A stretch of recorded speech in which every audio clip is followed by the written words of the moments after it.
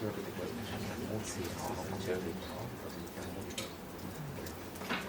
pasó?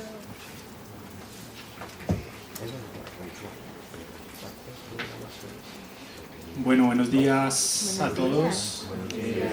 Muchas gracias al Simposio y al Pascual por tener este espacio acá para todos los colegas de Medellín. Mi nombre es Esteban Gutiérrez, yo soy profesor de la maestría en Artes Digitales del ITM y soy el coordinador de un proyecto que está en desarrollo que va a tener su manifestación más importante a mediados de marzo de 2025, y ese proyecto es el contexto de la presentación que haremos el día de hoy. Mi colega es Juliet Sánchez, diseñadora industrial del ITM, y está participando de este proyecto como joven investigadora por convocatoria. A lo largo de todo este año se sumó al proyecto. Digamos que lo que vamos a ver el día de hoy es principalmente desarrollo de Juliet, y es uno de los apoyos que nos ha dado en términos de construir el contexto y el panorama, digamos, contextual dentro del cual estamos trabajando. Entonces, la presentación que vamos a hacer hoy se llama Transformación Digital en Museos, replanteando la experiencia estética y la exposición de arte en la era de la realidad mixta.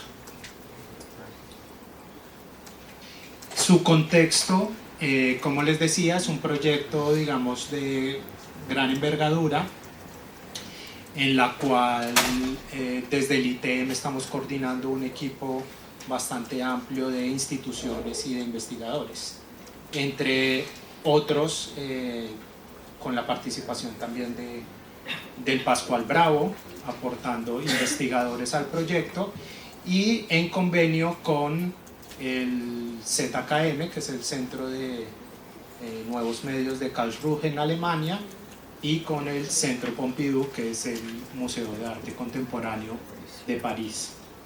Entonces, el contexto para este proyecto es precisamente el proyecto Beyond Matter, desarrollado en Alemania y Francia, que ahora tiene esta tercera pata acá en Colombia, en Medellín y en el ITM, y básicamente es un proyecto que está revisando las posibilidades de las tecnologías digitales en el contexto de la museografía y la exposición de patrimonio cultural. Entonces, principalmente centra su atención en el diseño de lo que llamamos modelos digitales de exposición, que se configuran como entornos digitales que permiten expandir y ampliar la experiencia de una exposición en sala. Entonces, básicamente el objetivo es desarrollar entornos que permitan articular algunos de los contenidos que no están en sala o que no son asequibles para públicos que no estén en la ciudad donde hay un museo, y que permitan, por otro lado, también plantear experiencias desde las tecnologías digitales que suceden en entornos virtuales. Dentro de ese proyecto vamos a estar desarrollando 3 exposiciones en Medellín, a lo cual los invito de una vez. Como les dije, en marzo de 2025 tendremos 3 exposiciones simultáneas, una en el Museo de Arte Moderno de Medellín, una en el Museo de Ciencias Naturales de La Salle, en el ITM, y una tercera exposición en Casa Morada, que es un centro cultural de la Comuna 13. Estas 3 exposiciones van a tener diferentes componentes. La del MAM tiene todo el componente internacional, una serie de obras que vienen de la exposición original en ZKM y en Pompidou. En el Museo de Ciencias Naturales tendremos el componente que se está desarrollando dentro de este proyecto con obras de artistas de Medellín, y en Casa Morada tendremos los resultados de unos talleres de creación que se están haciendo con las comunidades jóvenes, digamos, afectadas por procesos de violencia acá en Medellín. Y estas tres exposiciones en espacios físicos pues estarán en diálogo a través del modelo digital de exposición que estamos desarrollando y que digamos que se convierte como en un cuarto espacio de exhibición en donde se expande la experiencia. Dado este contexto, lo que les venimos a presentar hoy es un estudio previo, digamos, del estado del arte, que ha sido dirigido y coordinado por Juliet, una revisión de casos de estudio y en ese sentido, pues, empezar a encontrar cuáles son los problemas a los que nos vamos a enfrentar y las necesidades que esperaríamos cumplir con el proceso que estamos haciendo. Bueno, muy buenos días.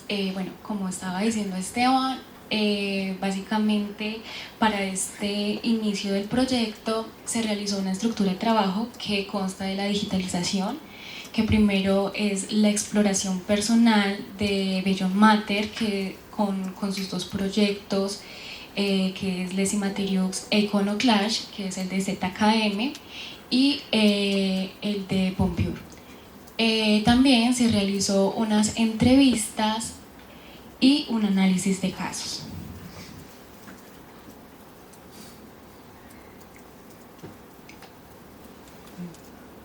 Bueno, como les comentaba, Lessy Materiaux a Virtual Exhibition es uno de los proyectos que realizó Beyond Matter. Básicamente esta es una recreación histórica del Museo de Pompidou en París, que fue elaborado en 1985. Lo que yo hice fue hacer como un mapeo de la navegación de experiencia que personalmente tuve en este, como que en este sistema. Básicamente ellos lo que querían transmitir era como un diálogo de las nuevas tecnologías, del arte y la ciencia, por medio de un diseño visual que era interactivo y que por medio como de un entorno por donde uno iba caminando, que generaba el sonido, iba cambiando como la armonización del espacio dependiendo de la obra que uno se iba acercando. Por otro lado está Iconoclash, que Iconoclash también fue una representación digital del año 2002 de ZKM. Este es un poco más controversial porque la exposición lo que quería reflejar era el poder, la religión y el arte a través pues, de la curaduría innovadora que expone. Sin embargo, es como completamente contrastante al anterior porque el espacio donde nos podemos ver es como más limpio, es amplio, no genera como efectos de sonido y pues es como un poquito más tranquilo. Bueno, aquí básicamente empezamos con las preguntas de entrevista. Pues hice entrevista a 5 usuarios que básicamente me dieron como su punto de vista de la misma experiencia de navegación que yo tuve con Iconoclash y con Lessy Materiaux, pero desde su perspectiva profesional. Entonces básicamente le hice unas preguntas generales acerca de esta experiencia que tuvieron.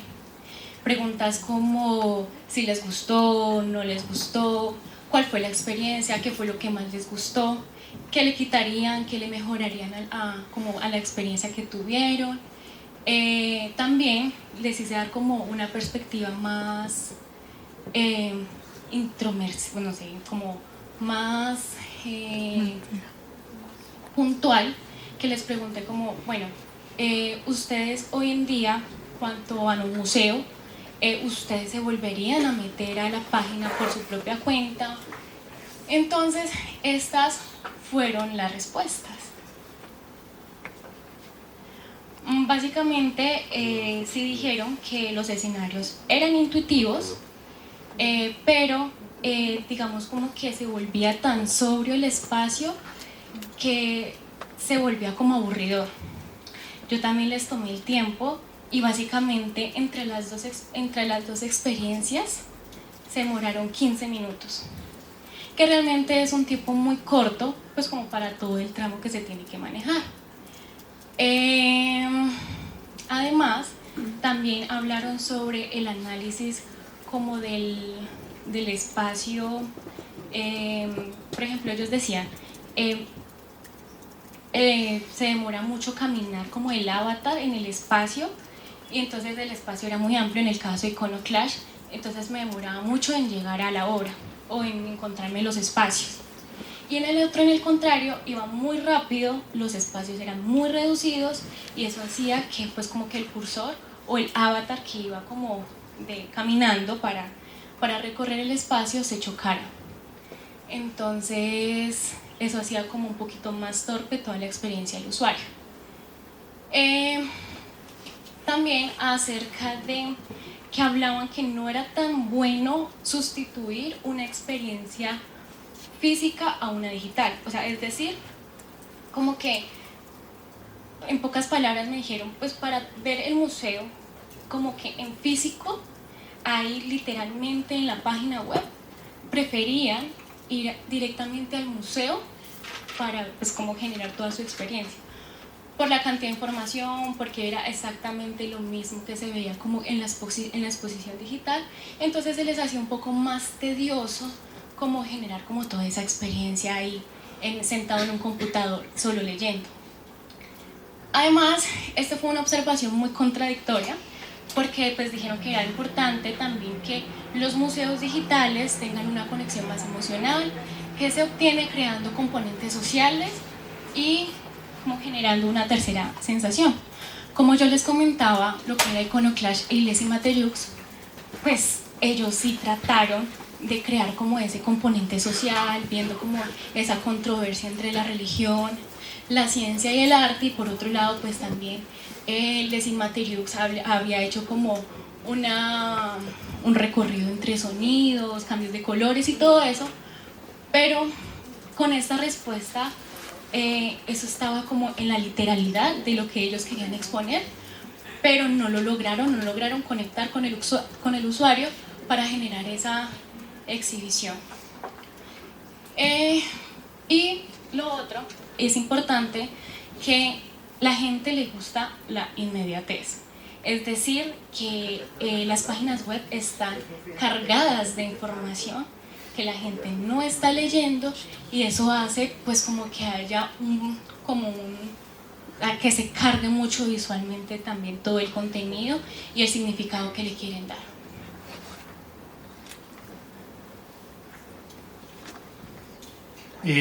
Bueno, entonces como bien pudieron escuchar a Juliet, digamos que nosotros acá en Medellín nos enfrentamos a una serie de retos importantes en términos de generar experiencias que efectivamente sean valiosas, ¿cierto? El proyecto europeo sobre el cual nosotros nos estamos sustentando es un proyecto financiado por la Unión Europea con un presupuesto superior a 1 millón de euros.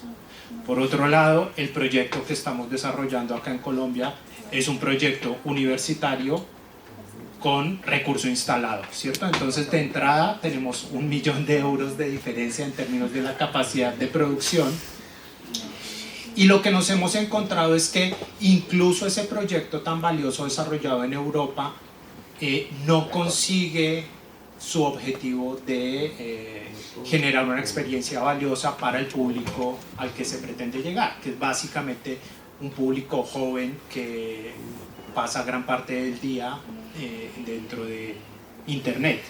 Entonces, por ahí es donde nosotros estamos intentando aprender de los errores del proyecto europeo, intentar generar experiencias que no sean únicamente de naturaleza pedagógica, sino que además generen una experiencia más familiar para los visitantes, más relacionada con otro tipo de experiencias digitales como los videojuegos, e intentar que efectivamente el recorrido que se puede hacer en los entornos digitales sea equivalente en términos de su valor y de su interés a aquel que estará en sala, siempre teniendo en cuenta que la experiencia que estamos planteando es híbrida y que tendrá componentes en sala y tendrá componentes en internet, no como gemelos digitales, sino como componentes, digamos, que se van articulando. Por acá tenemos una revisión bibliográfica que nos muestra el crecimiento significativo y exponencial del ámbito de estudio de la museografía digital. Dado que no tenemos mucho tiempo, voy a pasar rápidamente acá para que Juliet pueda ir cerrando. Bueno, nosotros hicimos como un pequeño estado del arte donde abarcamos desde museos a nivel internacional, como es el Museo Nacional de Thyssen-Bornemisza, que es un museo en Madrid. Entonces sí me gustaba como traerlo a colación porque me parece que es un museo demasiado interactivo. En su primera faceta de, pues como de exhibición virtual, ellos generan como un contexto de exhibición en 360, que por lo que pueden ver en la parte inferior izquierda, ellos manejan un mapa donde el usuario se puede ubicar espacialmente y también hacer como contacto con las obras. Pero hay algo muy interesante que ellos manejan en esta exhibición, y es que cuando uno le selecciona el icono, que les quiero decir que es una, pues como es muy interactivo, muy intuitivo, porque pues ahí uno como que, ay, esto es para darle clic. Entonces sale la exhibición en general, pero si uno le da scroll para aumentar, el detalle de la obra no se le pierde. Entonces también es uno de los puntos a valorar, porque lo primordial en la exhibición es tampoco opacar como los resultados y las obras que se están exhibiendo.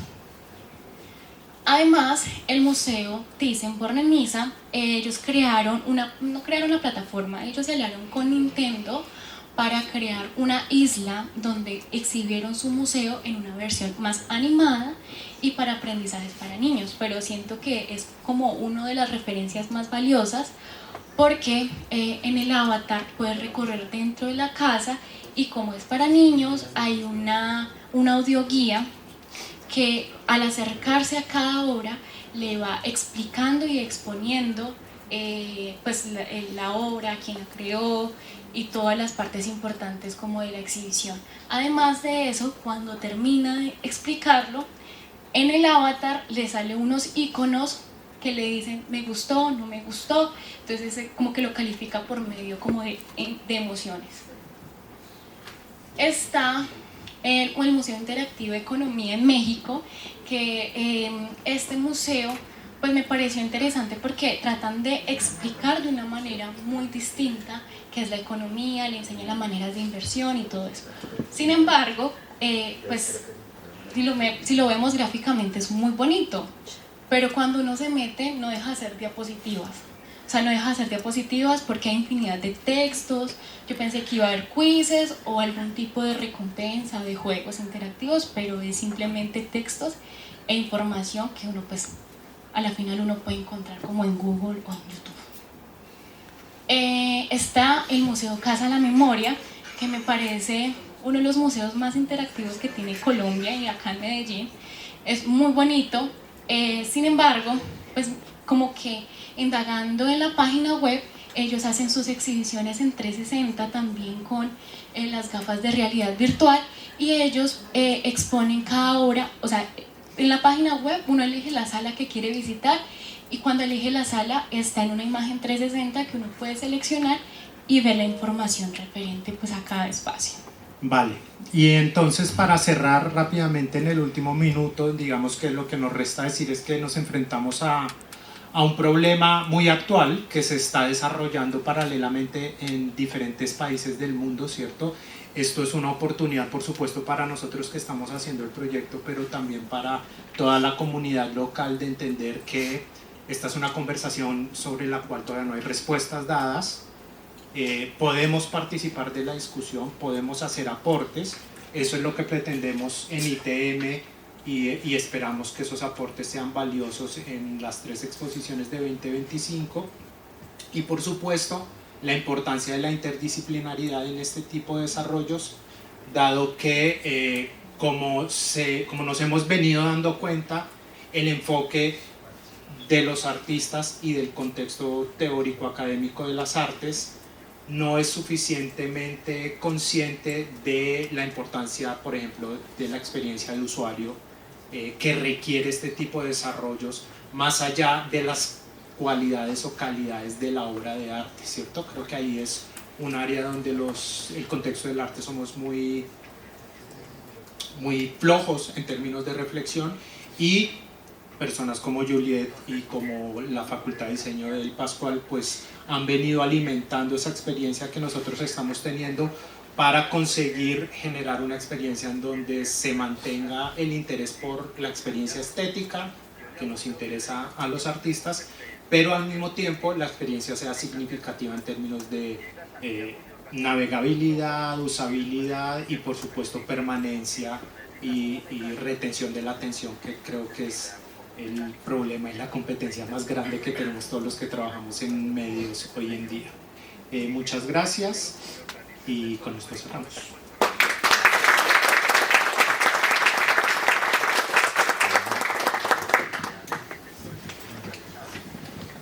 Gracias a Edna y a Esteban por mostrarnos su proyecto.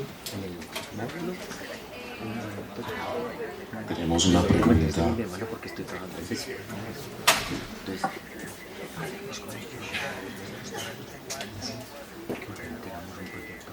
Hola, este es un proyecto que a mí, pues, yo trabajé en la Biblioteca Pública Piloto, en el Museo de la Biblioteca Pública Piloto, que es un museo que se hizo en compañía entre el Parque Explora y la biblioteca. Y una de las preguntas que estuvo rondando todo el tiempo era ¿para qué transformar esos lenguajes de lo presencial a lo digital, ¿cierto? Y más allá de la respuesta de alcance, nunca hubo otras consideraciones, ¿cierto? ¿Creen ustedes que desde lo que han visto, pues y teniendo en cuenta por ejemplo las cifras que presentaba el BID sobre la pertinencia para los museos de la presencia digital, más allá de las redes sociales, si hay un valor, pues cuál es el valor real que tiene para los museos que la experiencia física, sensorial, que va más allá de mirar, que tiene que ver con estar ahí, ¿cierto? La experiencia estética, exacto. ¿Cómo uno, pues, cuál es el valor de trasladar eso a una serie de lenguajes digitales que tienen otras características, ¿cierto? Ahorita lo mencionaste, Juliet, cuando decías, por ejemplo, lo de la gamificación, lo del Museo Mexicano, que esperabas como que te diera recompensas o cosas, pero no lo hacía.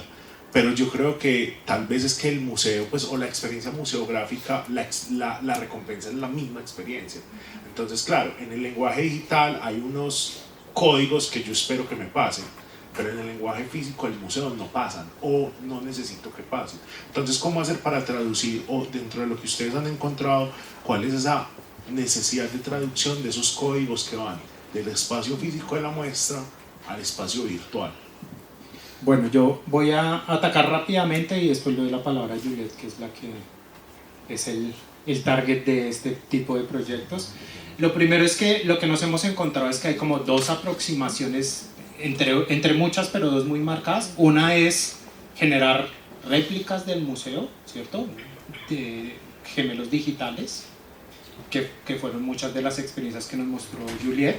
Y la otra es generar experiencias que están diseñadas para los entornos digitales y que se favorecen de esas posibilidades de las tecnologías digitales. Nuestra posición es que la segunda es el camino, ¿cierto? Porque no consideramos que sea particularmente valioso ni interesante publicar versiones digitales de lo que está en salas, ¿cierto? Más allá de generar documentación, eso no tiene mucho interés, porque efectivamente hay una pantalla y una mediación que rompe la experiencia estética.